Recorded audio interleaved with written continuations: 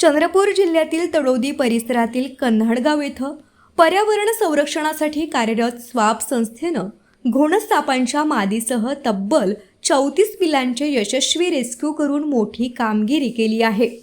या रेस्क्यू दरम्यान 2 पिल्ले 2 तोंडाची असल्याचं आढळून आले। महाराष्ट्रात अशा प्रकारची दुर्मिळ नोंद प्रथमच समोर आल्यानं वन्यजीव अभ्यासक आणि सर्पप्रेमींमध्ये मोठी उत्सुकता निर्माण झाली आहे। कन्हाडगाव येथील अब्दुल शेख यांच्या घराशेजारील लाकडाच्या ढिगाऱ्यात घोणस मादी आणि तिची पिल्ले आढळल्यानंतर स्वाप संस्थेचे अध्यक्ष यश कायरकर व त्यांच्या सहकाऱ्यांनी घटनास्थळी धाव घेत सर्व सापांना सुरक्षितपणे बाहेर काढलं। मात्र 2 तोंडाची दोन्ही पिल्ले अत्यंत अशक्त असल्यानं त्यांचा जीव वाचविणं शक्य झालं नाही। उर्वरित सापांना वन विभागाच्या देखरेखीखाली सुरक्षित स्थळी सोडण्यात आलं। सर्पतज्ञांच्या माहितीनुसार मे ते जुलै हा घोणस सापांचा प्रजननाचा काळ असून हा साप अंडी न घालता थेट पिल्लांना जन्म देतो। जन्मताच ही पिल्ले विषारी आणि स्वसंरक्षणासाठी सक्षम असतात। त्यामुळे पावसाळ्यात घराजवळ किंवा शेतात साप आढळल्यास त्यांना हाताळण्याचा प्रयत्न न करता त्वरित सर्पमित्र किंवा वन विभागाशी संपर्क साधावा असं आवाहन करण्यात आलं आहे।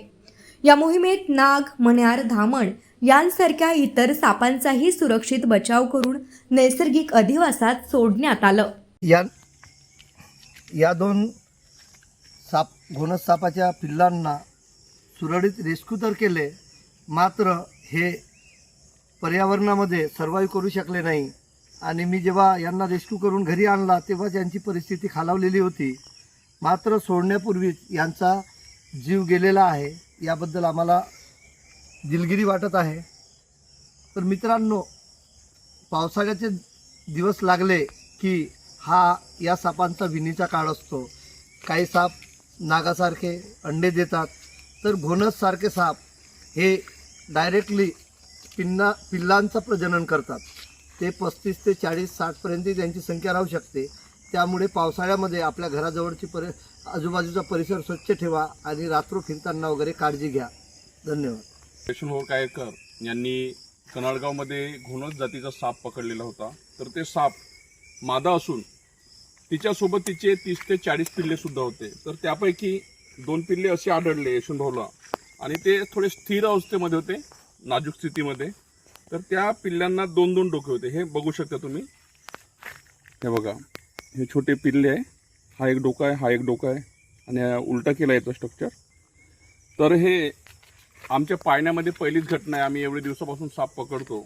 तर हे खरंच निसर्गानं दिलेली हे एक देणच आहे त्यांना 2 डोके। पण ते त्यांची जी तब्येत होती एकदम खालावलेली होती, आणि ते सरपटू सुद्धा शकत नव्हते ते।